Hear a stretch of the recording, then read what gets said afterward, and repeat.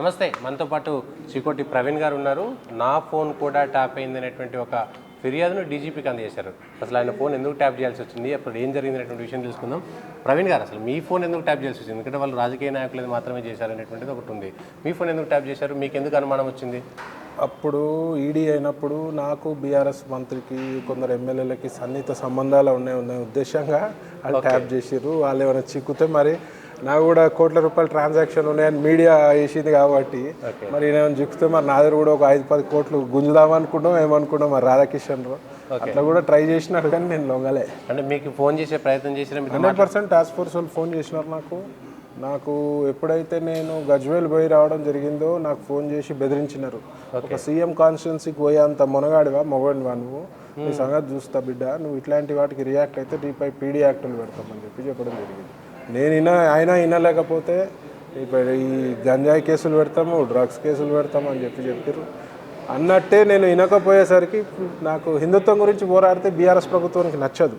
వీళ్ళంతా బీఆర్ఎస్ కార్యకర్తలు, పోలీసుల ముసుగులో ఉన్న కార్యకర్తలు, వీళ్ళు బీఆర్ఎస్ కార్యకర్తలు. వినలేదని చెప్పి నా గన్మెన్లపై అక్రమ ఆయుధాల కేసు పెట్టినారు కదా ఓల్డ్ సిటీ. అప్పుడు కూడా బెదిరించడానికి ప్రయత్నం చేసినారు, ర్యాన్సమ్ డిమాండ్ చేసినారు, కానీ నేను పట్టించుకోలే, ఏం లేదు. అది రాధాకిషన్ రావు అనేటువంటి నమ్మకం ఏంటి? 100% టాస్క్ ఫోర్స్ వాళ్ళే చేసినారు. ఆయన కూడా మాట్లాడినారు. ఇక నేను ఇంకెక్కువ కూడా చెప్పాలంటే సెన్సేషన్ అవుతుంది. అదే ఏం మాట్లాడారు రాధాకిషన్ రావు? అదే చెప్తున్నా కదా, డబ్బులు అడిగినడం జరిగింది, నువ్వు తగ్గి ఉండాలని చెప్పారు, బీఆర్ఎస్ క్యాంటీన్ మాట్లాడొద్దని చెప్పారు, చెప్తున్నా కదా. ఇన్ని రోజులు ఎందుకు చెప్పలేదు అని మీరు అడగవచ్చు. వాళ్ళ ప్రభుత్వంలో వాళ్ళని ఎదిరిస్తేనే నాపై 3-4 కేసులు పెట్టారు. ఇప్పుడు ఇంకా కూడా చేస్తే పీడీ యాక్ట్ పెడతాను డైరెక్ట్ బెదిరించారు, డ్రగ్స్ కేసు పెడతాను డైరెక్ట్ బెదిరించారు, నా ఫామ్ హౌస్ పై దాడి చేస్తాను డైరెక్ట్ బెదిరించారు. దాడి చేస్తే ఏమున్నాయి నా ఫామ్ హౌస్, జంతువులు కదా సార్, అన్ని లీగల్గా ఉన్నాయంటే అయినా కూడా నేను చేస్తా. ఆయన ఒక కరుడు కట్టిన ఉగ్రవాది రాధాకిషన్ రావు, ఒక పోలీస్ ఆఫీసర్ కాదు ఆయన. ఆయన అన్నీ చూడండి, గత హిస్టరీ చూడండి, ఆయన వల్ల ఎంతోమంది సూసైడ్ చేసుకొని చచ్చిపోయారు. రాధాకిషన్ రావు 100%. ఉప్పల్ ఎంజాల్ శ్రీధర్ రెడ్డి అని చెప్పి ఉప్పల్ ఉంటుండే, ఉప్పల్ వైఎస్ఆర్ ఆయన సూసైడ్ చేసుకుని చనిపోయాడు. ఓన్లీ ఈయన హింస వల్ల. అప్పుడు ఈయన సిఐ ఉండే, అవునా, డిఎస్పీఓ సిఐ ఉండే టాస్క్ ఫోర్స్లోనే. 100% ఈయన ఎస్ఓటీలో ఉండే. ఓకే, అంటే ఇట్లాంటి బెదిరింపులు పాల్పడి అప్పటి నుంచే తెలుసు. ఇప్పుడు ఎలక్షన్ సొమ్ము మీకు డబ్బులు ఖర్చు పెట్టడానికి పోలీసు వాళ్ళ వాహనాలలో తరలించుడు, సినిమా హీరోయిన్లు, ఇవన్నీ ఇప్పుడు నేను చెప్పేటి కావు కదా. డైరెక్ట్ మీరు లైవ్గా మీ న్యూస్ ద్వారానే నాకు తెలుస్తుంది. మీరు కాకుండా మీ మిత్రులు కానీ మీకు తెలిసిన వాళ్ళే ఇంకేమైనా ఫోన్లు ట్యాప్ అయినట్టు మీకు? నాకు ఆ విషయం అయితే ఐడియా లేదు, కానీ ఇప్పుడు ఎవరైతే బాధితులు ఉంటారో, రాధాకిషన్ రావు కానీ, ప్రణీత్ రావు కానీ, ఈ లంగల ఒక గ్రూప్ ఉంది కదా బీఆర్ఎస్ గ్రూపు, అందరూ కూడా బయటికి రావాలి. వాళ్ళందరూ బయటికి వచ్చి మీరు ధైర్యంగా కంప్లైంట్ ఇవ్వండి. మీకు ఎలాంటి అవసరం ఉన్నా, మీకు ఎలాంటి ఇబ్బంది లేకుండా మా బీజేపీ పార్టీ మాత్రం మీకు భరోసా ఇస్తుంది. అంటే ఈ రాధాకిషన్ రావు అక్రమాల మీద కూడా బీజేపీ మాట్లాడుతుందా? మాట్లాడుతున్నాం కదా, ఇప్పుడు నేను మాట్లాడతలేనా? ఎందుకు మాట్లాడదు బీజేపీ? ఎందుకు మాట్లాడదు? ఫోన్ ట్యాపింగ్ విషయంలో బీజేపీ మాట్లాడదా?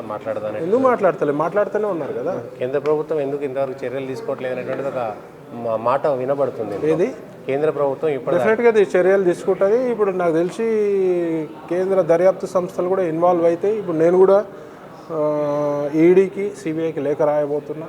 వీళ్ళ ఆస్తులు ఎక్కడి, వీళ్ళకి 100 కోట్ల ఆస్తులు ఎక్కడి, పోలీసులకు అన్ని 100 కోట్ల ఆస్తులు ఉన్నాయి, బెనామీ పేర్లతో ఉన్నాయి. ఇవన్నిటి కూడా సమగ్ర విచారణ జరపాలి. ఇప్పుడున్నట్టు రాధాకిషన్ రావు వాళ్ళకు కూడా ఇప్పుడు ఇవన్నీ డబ్బులు ఎక్కడి నుంచి వస్తున్నాయండి? మరి ఇప్పుడు ఇవన్నీ ఏం చేసినారు?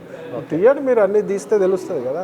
మరి ఈ ప్రభుత్వం గట్టిగా మరి ఎంక్వైరీ చేస్తారా, మరి కాంప్రమైజ్ అయ్యి ప్యాకేజ్లోకి అమ్ముడు పోతారా అనేది మనకు తెలియదు. మరి మీరు కవితను అరెస్ట్ చేశారు కాబట్టి వాళ్ళు బెదిరిస్తున్నారు.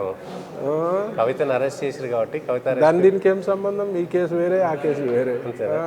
కవిత లిక్కర్ కేసు బీఆర్ఎస్ అనేది నామరూపాలు లేకుండా వేయింది, పాతాళ లోకానికి వేయింది. ఇవాళ కేటీఆర్ ఏం మాట్లాడుతుండో ఆయనకే తెలుస్తలేదు. దీనిపై ఎవరైనా కూడా రియాక్ట్ ఎట్లా కావాలి? తప్పు జరిగింది, ఫోన్ ట్యాపింగ్ అనేది రియాక్ట్ కావాలి. ఒకరో ఇద్దరు లంగలది మేము చేసినామంటే ఇప్పుడు రేవంత్ రెడ్డి గారిది చేసిర్రు. రేవంత్ రెడ్డి గారు లంగానా ఏమైనా ఉగ్రవాదా? కాదు కదా. ఇప్పుడు ఆ చట్టం ఏముంది? ఫోన్ ట్యాపింగ్ ఉగ్రవాదులది కానీ, యాంటీ సోషల్ ఎలిమెంట్స్ కానీ వాళ్ళది ప్రాపర్ కోర్టు నుంచి పర్మిషన్ తీసుకొని మీరు ఫోన్ ట్యాపింగ్ చేయాలి. అసలుంటుంది ఒక అపోజిషన్ లీడర్, గౌరవమైన అపోజిషన్ లీడర్ది కూడా మీరు చేసి ఒక బిల్డర్ది, ఒక సినిమా హీరోలది ఏం పని అండి మరి?